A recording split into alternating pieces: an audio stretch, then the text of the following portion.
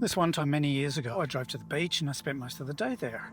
I made my way back to the car park and my car was gone. Anyway, the insurance paid out and also got a rent-a-car for 2 weeks. Me and a mate, we thrashed that car around the whole of Victoria.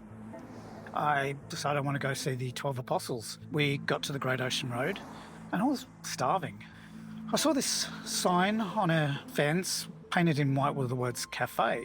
So we go up this steep driveway that led to this house up on high. It looked like some kind of monastery. We walked up to the steps to the foyer and this old lady comes out, takes us in, and there's a room with chairs and tables and this spectacular view of the ocean. The menu was pretty basic. We just settled for eggs and bacon and a coffee. But I couldn't keep my eyes off that view. And then the smell of bacon started wafting through the room. The grass outside the window came to a halt and there was a fence, an old wire fence, and I imagined that behind that was just a sheer cliff face and you could hear the waves crashing against the rocks. And there was this girl standing there looking out to the horizon.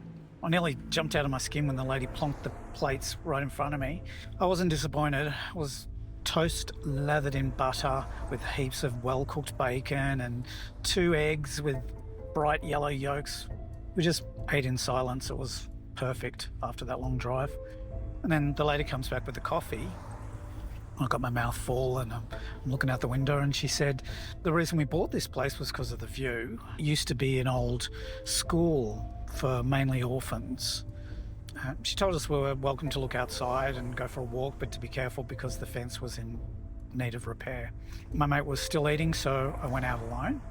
The garden was nice enough, but the real attraction was the view from the fence. There was a break in the fence. I couldn't help but want to have a look over the edge.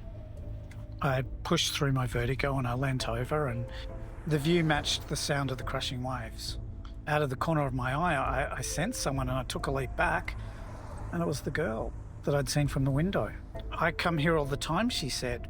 And I asked her if she lived here and she said, I used to. She said, if you lean over far enough, you can actually see the cars along the road. I leant over and I could just make out where the road was carved into the cliff face. And just then I felt a hand on my shoulder.